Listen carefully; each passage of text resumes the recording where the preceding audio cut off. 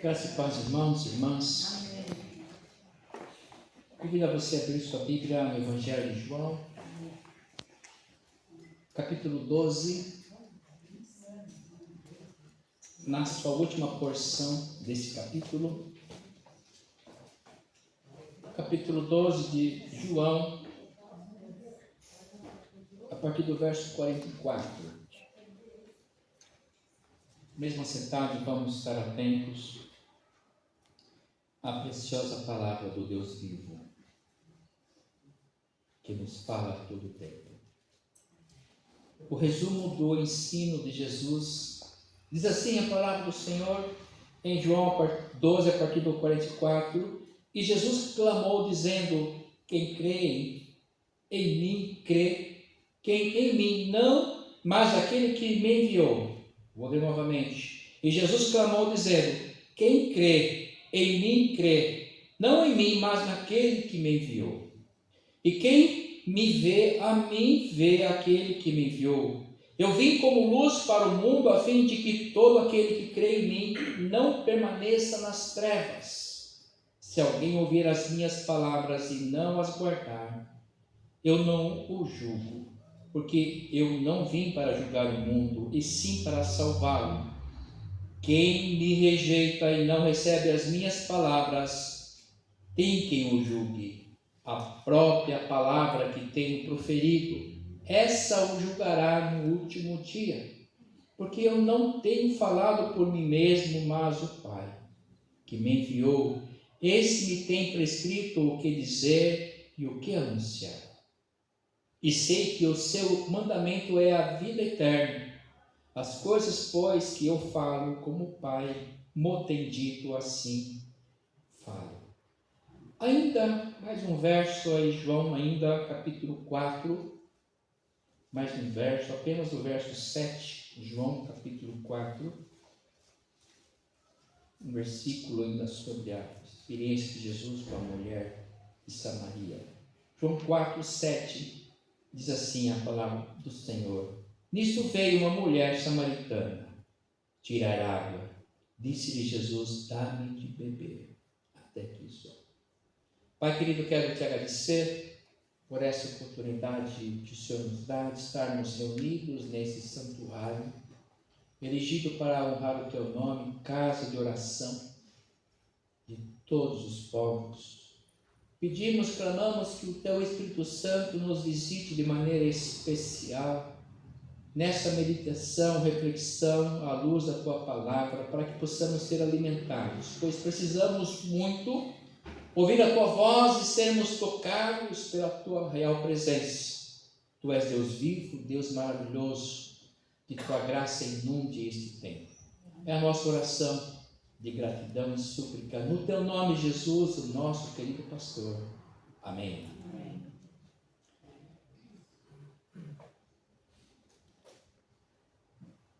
A gente sempre fica pensando, a partir da nossa experiência e do nosso tempo, à luz da palavra de Deus que se renova e que vai se comunicando com cada um de nós, porque o Espírito Santo de Deus está conosco.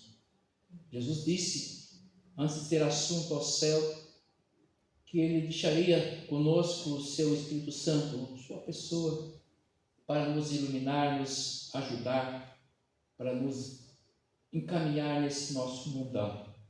É claro que é algo importante, muito importante, nós cremos e na nossa comunhão estabelecermos de que estamos sempre em contato com Ele.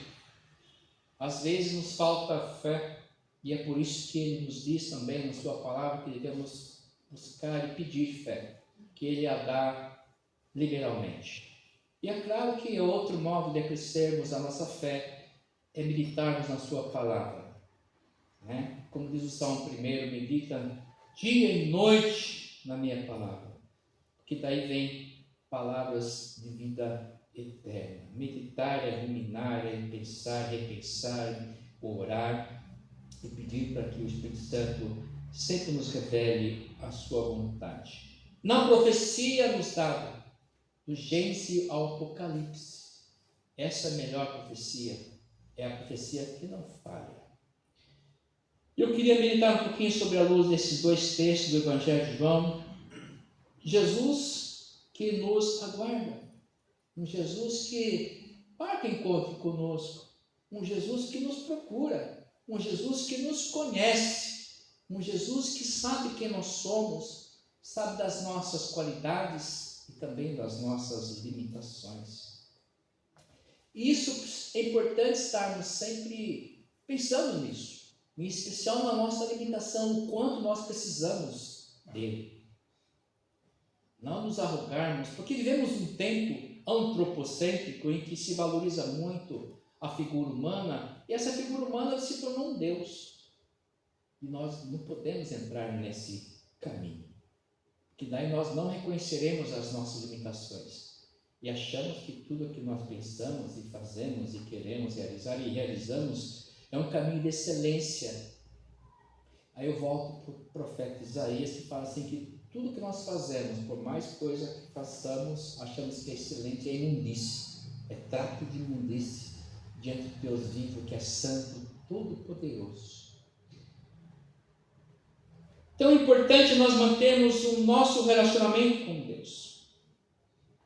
Com quem temos hoje um relacionamento estreito e de profundidade? Com quem? Com quem nós estabelecemos hoje um relacionamento próximo? Isso denota que conhecemos e somos conhecidos. Se nós temos um relacionamento de profundidade, de intimidade com alguém, isso mostra que somos conhecidos, né? E que conhecemos. Isso mostra o quê? O nosso coração, o nosso caráter e atitudes. Porque quem nos conhece, conhece as nossas atitudes. Conhece através das nossas reações. Então é importante esse relacionamento de intimidade. E aí, quem sabe, a gente possa também arrumar um pouquinho, né, essas nossas atitudes, esse nosso coração, o nosso caráter.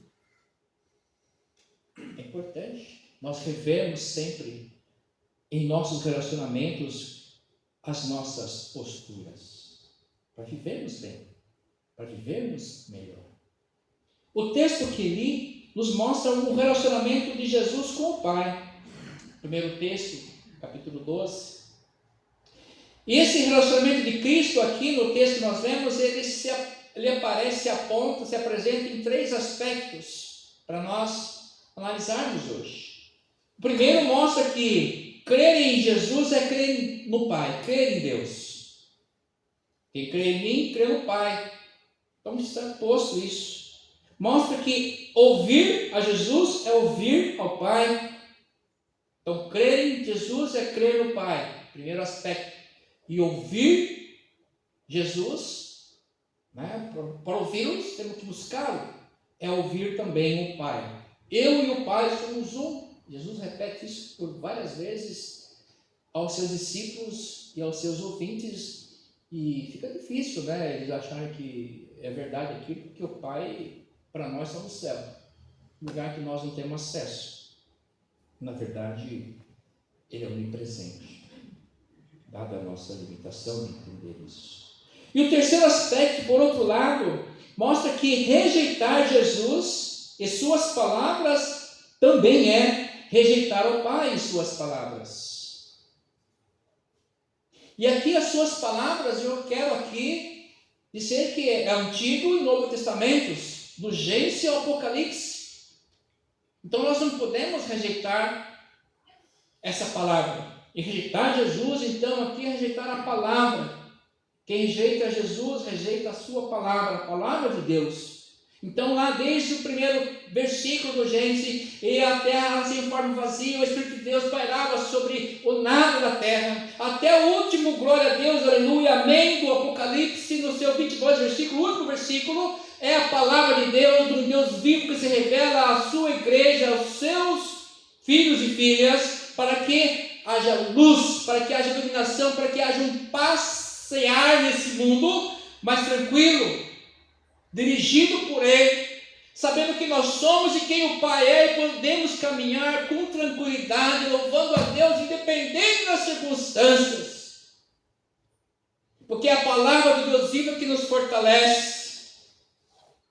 E Jesus aqui, se é entre aspas uma preocupação, porque Jesus não se preocupava, ele não era estressado, é que nós possamos entender. Ele vive ensinando e repetindo inúmeras vezes o que ele acabou de afirmar.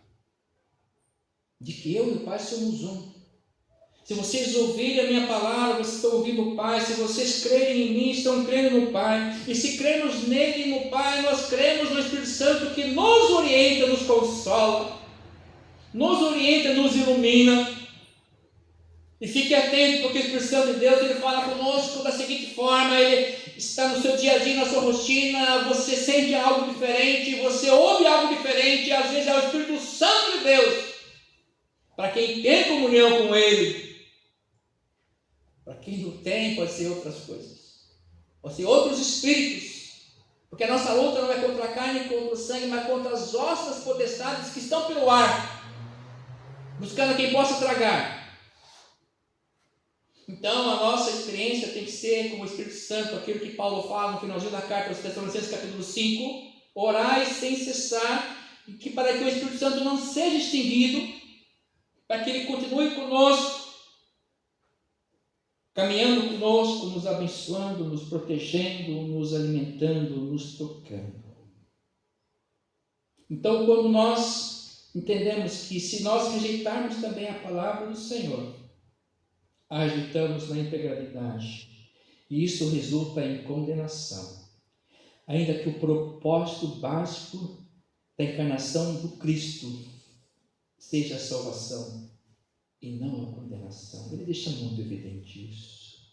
Então, crer em Jesus é confirmar toda obra realizada em todos os tempos e confirmar todos os seus direcionamentos para todos e todos os tempos. Crer em Jesus é crer na palavra dele, do Gênesis ao Apocalipse, sem tirar nada, sem tirar nem pôr. Ai daquele que acrescentar ou tirar, ai daquele. Vai ser anátema, amaldiçoado, vai estar mergulhado nas suas próprias concupiscências, vivendo do seu próprio jeito e está condenado. Capítulo 1 de Romanos, vivendo em dissoluções, se adorando a si próprio, aos seus desejos, adorando aos homens, às mulheres, e perdendo a sua natureza, inclusive. Porque nós resolvemos desobedecer a Deus, não olhar para a sua palavra que nos orienta, e a palavra de Deus nos orienta para a nossa felicidade. Tem gente que a palavra de Deus é uma coleção de nãos e nãos. E não é isso, é uma palavra que vem iluminando o nosso caminhar, o nosso dia a dia, o nosso pensamento, nos limpando, nos purificando. A palavra nos purifica, a palavra nos limpa dos nossos pecados, a palavra nos salva. Por isso que Cristo fala aqui, paradoxalmente, fala que eu não vim para condenar, eu vim para salvar. Porque a palavra já está dizendo que aquele que não crê já está condenado. Ele não é contraditório, pelo contrário, é muito coerente.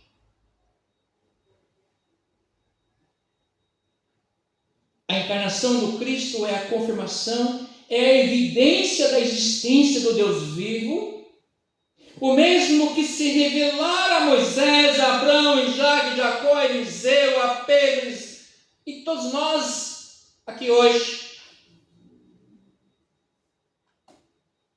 É a revelação do Filho de Deus que se encarna para materializar a palavra de Deus, porque Jesus não foi outra coisa senão a materialidade da palavra, do coração de Deus. E aí eu fico pensando, por que ele sofreu tanto? Porque é o Deus que se encarnou, é o Deus que está falando desde o início dos tempos: olha, vocês estão no caminho errado, vocês estão ainda no deserto, está chegando lá a terra prometida e vocês ainda estão longe de mim. Maranata, a hora vem, Senhor Jesus, vocês estão no meio do deserto ainda. Se ele voltar agora, a gente não vai entrar na Canaã celestial. Porque estamos perdidos nas concepções, nas filosofias das falácias do nosso tempo, dos nossos desejos às vezes, e nós não deixamos a palavra de Deus entrar no nosso coração e nos transformar. Porque se nós não nos conformarmos com a palavra de Deus, nós seremos rejeitados. Nós não podemos nos conformar com esse presente século. Romanos capítulo 12. Não vos conformeis com esse tempo. Não vos conformeis com esse século. Mas se transformai-vos, renovai-vos a cada dia, segundo o meu querer. Vivendo em novidade de vida. Pela presença do meu Espírito Santo, eu vou orientando vocês, iluminando vocês, dando a vocês sabedoria. E nessa visitação acontece a alegria, porque é a comunhão com o Espírito Santo. Ele vai nos acalentando, vai nos permitindo e estreitando esse relacionamento. E Ele vai nos conhecendo a cada dia melhor, vai conhecendo o nosso coração e transformando o nosso caráter e atitudes, porque nós estabelecemos com esse Deus vivo um relacionamento cada vez mais profundo.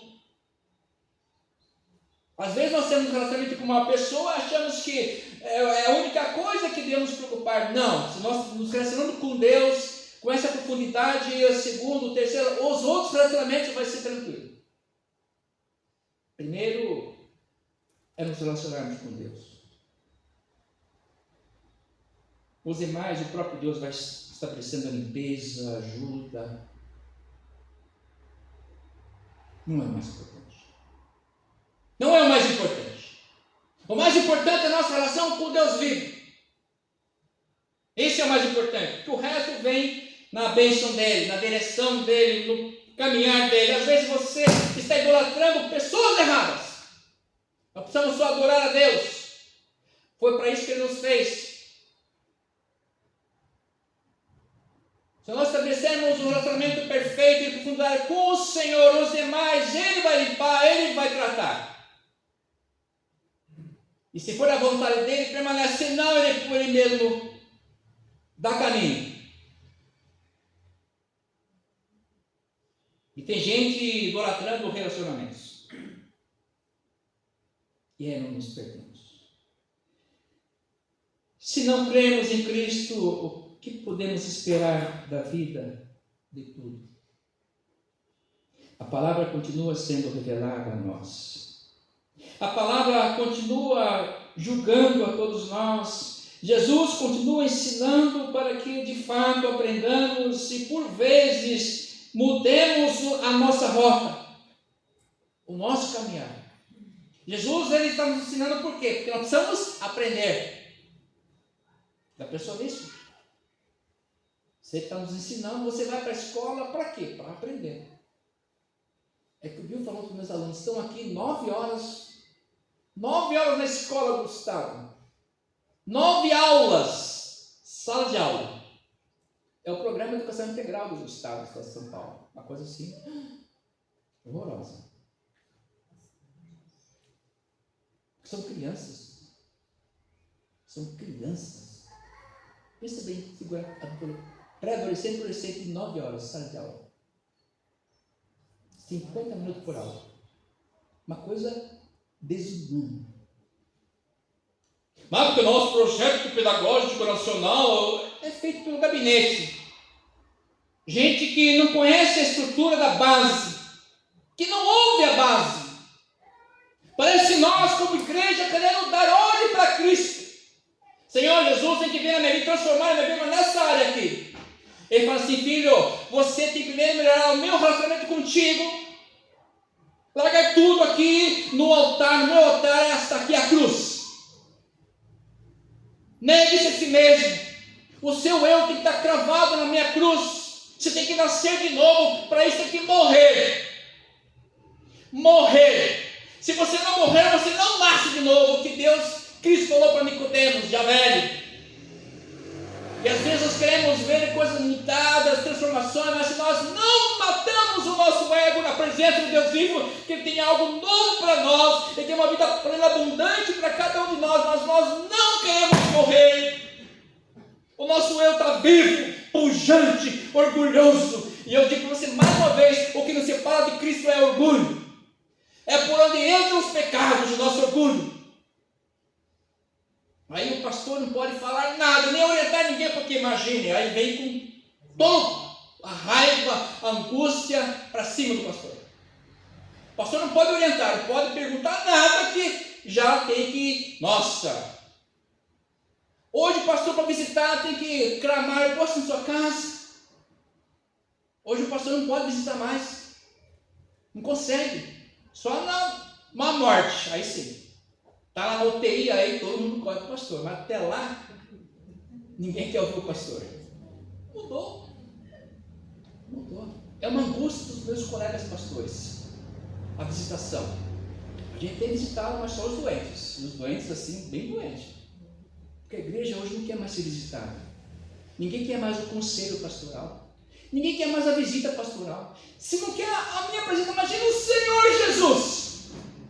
Imagine que nos conhece na intimidade, no relacionamento que Ele está quase implorando para ter um relacionamento comigo e com você. É que nós não queremos ninguém invadindo a nossa privacidade, a nossa mente, o nosso coração sujos, duros. Nós não queremos o Espírito Santo para iluminar a nossa mente nas trevas. Essa é a história. É por isso que Jesus está insistindo para nós, conosco, a sua igreja.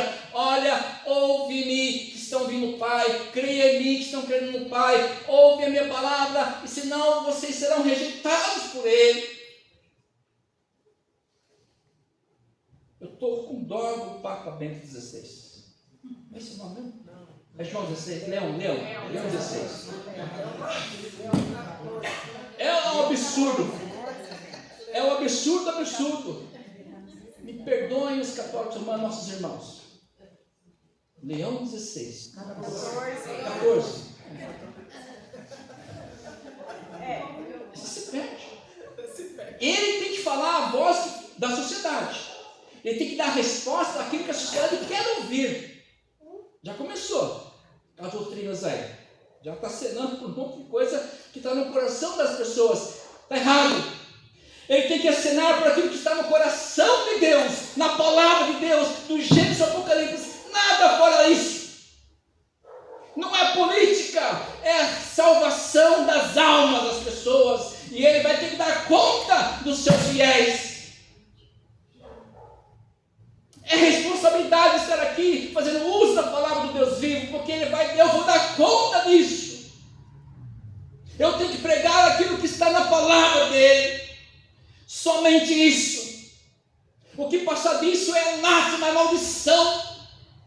Eu não posso perverter a palavra de Deus, que é a palavra de salvação, vim para salvar, não para condenar. Mas a sociedade quer dirigir a igreja, a sociedade quer dirigir as doutrinas, a sociedade quer dirigir o seu modo de vida. Não é assim. Temos que voltar ao início de tudo, ao primeiro amor de Deus. Sei que não és frio nem morno. Se fosse quente ou frio, tudo bem. Eu estou ao ponto de vomitar-te. Porque você nem é frio e nem quente, é morno.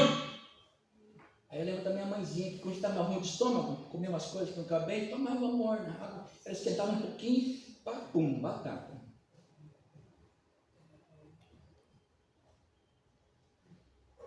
Mas o Senhor Jesus insiste conosco.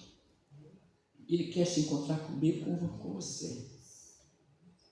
Em Samaria, ou Jerusalém, que nós temos que adorar. Onde? Em João capítulo 4, a mulher samaritana não tinha ideia. Não tinha noção que ia se encontrar no poço de Jacó. O poço que a mulher se encontrou com Jesus era chamado Poço de Jacó. Aliás, ela não queria se encontrar com ninguém. Ela saiu ao meio-dia porque o sol está muito forte, é 60 graus centígrados. Eu vou sair e chorar para quem não quer encontrar ninguém, porque eu sou uma pessoa de má reputação. E ela saiu tranquila, como todos os dias, com o baldinho buscar água. Porque eu preciso de água para abastecer minha casa, eu preciso de água para refrigerar meu corpo. Mal sabia ela que encontrar a água que refrigerar a sua alma. Ela não queria ver ninguém. Ela não esperava. Mas Jesus sim, Jesus esperava. Jesus estava Jesus marcou um encontro com aquela mulher. Ele dispensou o discípulo, vai lá para a cidade comprar comida, porque a nossa caminhada é longa ainda, então comer coisa, traz bacon, hein? Caloria, precisamos de proteína, né? E ele marcou, deixou, ficou sozinho lá. Estratégia. Jesus preparou aquele momento para aquela mulher. Muitas coisas nós não esperamos, mas a verdade é que muitas coisas podem acontecer. A rua pode estar vazia, mas aí também pode ter algo reservado para cada um de nós. A situação parece que está perdida, mas que não acontece nada, é aí, justamente aí que Jesus quer agir. E aquela mulher teve a revelação, recebeu a revelação, algo que estava reservado só para ela naquele horário, naquele momento da sua vida. E ela queria saber se aonde tinha que adorar Deus, se em Samaria, ou em Jerusalém, naquela igreja ou naquela igreja.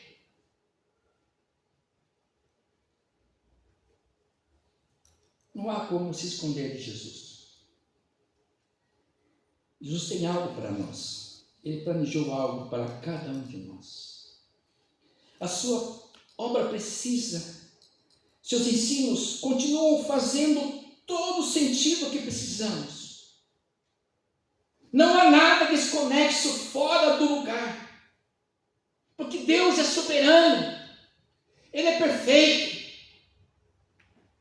Ele é maravilhoso, Criador dos céus e da terra, de tudo que há. Foi Ele que te criou, que colocou você no mundo. Vamos então nos abrir, nos permitir que Ele complete sua obra em nós, e em nossa vida e em nossa família.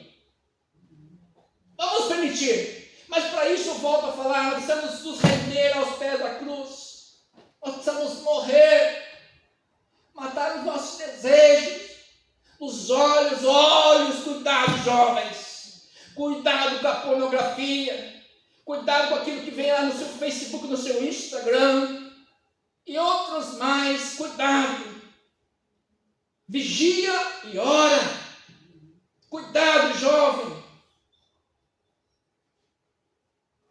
Então nós precisamos nos permitir que o Espírito Santo de Deus continue nos ensinando, nos mostrando o caminho a seguir. Jesus mudou a vida daquela mulher radicalmente. Para ela não tinha mais solução.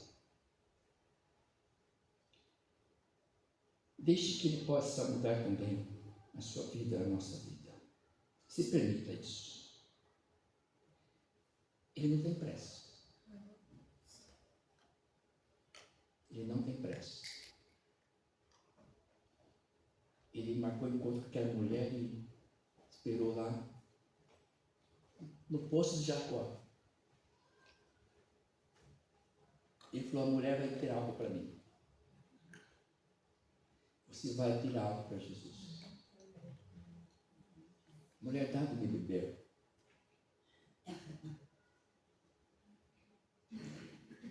Olha só que maravilhoso.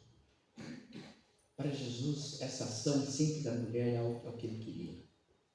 É o que Ele esperava. Algo simples que podemos fazer para Ele. Dar um copo de água.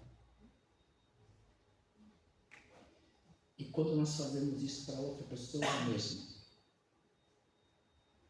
É o mesmo. Então, quando eu estendo a minha mão para alguém, é o mesmo. E achamos que não se vira e tal posto. Mas Jesus pediu para aquela mulher. E ela foi abençoada. Muito abençoada. Jesus estava esperando ela para se encontrar com ela, porque ela era importante. Todos nós somos importantes.